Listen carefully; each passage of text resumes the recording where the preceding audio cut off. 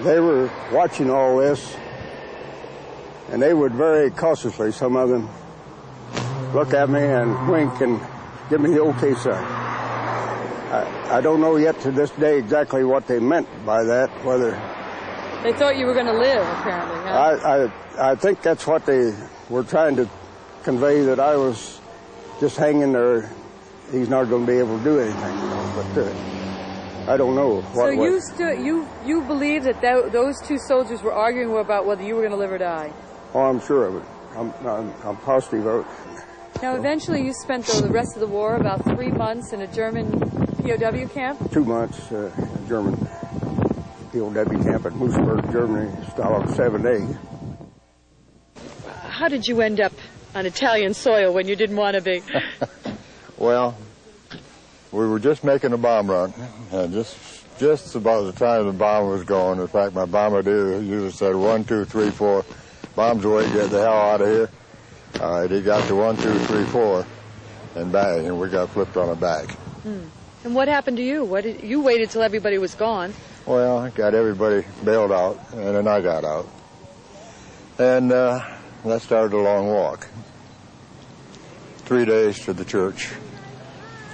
You make it sound easy. When you landed, presumably you didn't know where you were, you didn't encounter any people, and you obviously had to worry about the Germans, too. Well, they let me know where they were real quick.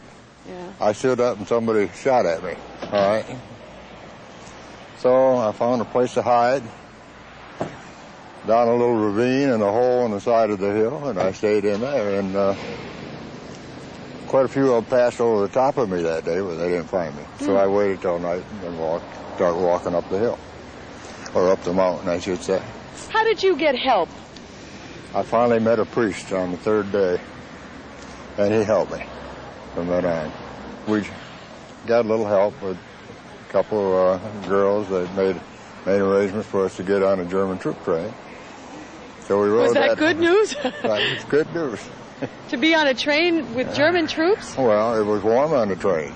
You know, it was cold outside. It was cold enough that, yeah, I would have done it. Besides, who'd look for an American escapee on a German troop train, right? But you had to pretend you were deaf and dumb? Pretend I was a deaf mute, yeah. And that was tough on me that time, because I haven't told anyone before this, but there was an SS officer I was sitting knee to knee with him on this train. And I wanted to kill the SOB so bad because they just told me before that, 2 days before that, they'd killed Brooks and Crutchfield. And were you frightened or were you angry? I was angry. You mentioned Bill Brooks. Did you know him well? He's a friend of mine. He's my bombardier.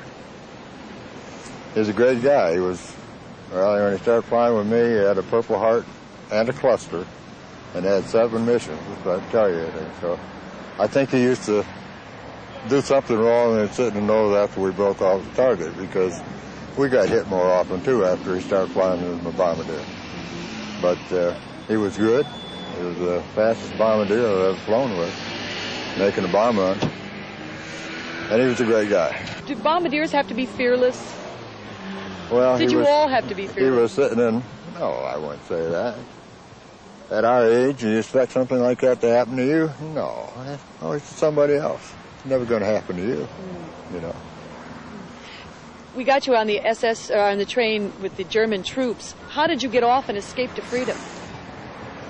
Well, we had a little girl that kept jumping between the soldiers over there to take their minds off us. So I'd say we rode the train for about 3 hours, 3 or 4 hours, which really helped us, because that was a tough place to walk through the mountains. And then after that, it was a whole lot easier after we got off the train. You went through the Alps, though. We went through the Alps and over the top into Switzerland.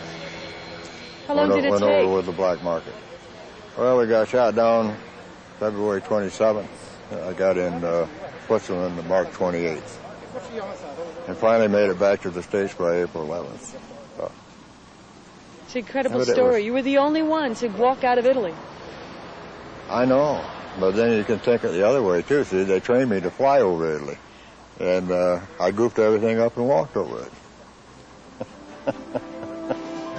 And we'll have more in just a minute.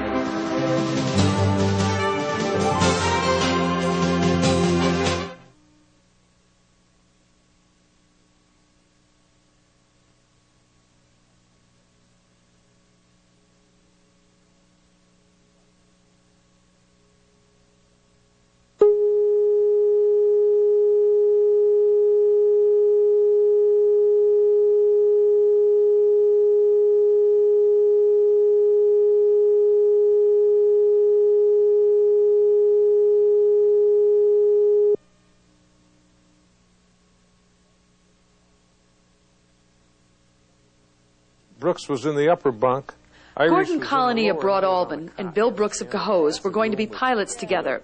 They spent the first months of training inseparable, best friends, two guys from small towns with big dreams. But Bill Brooks, they called him Buckets, dreams never came true. I don't know, we just had a lot in common, and we became very close friends. And then, of course, as we got reassigned, I saw less of him, but we started through the flight pilot training program, and along the way, Bill left to go to bombardier training for whatever reason. And I stayed on in the pilot training program and eventually got commissioned and got pilot wings. And Bill got bombardier wings. And I didn't know it, but we were both assigned to Italy. And I didn't, after the war, I went to look up Bill in Cohoes. And the day that I was trying to find him, the church bells were ringing, and I had no idea what that was for. And I inquired at the local newspaper office, and they said, well, the bells are ringing because they're honoring Billy Brooks today. He was killed in Italy, and that's why that's going on today. What a coincidence that you would be there that same day that they would have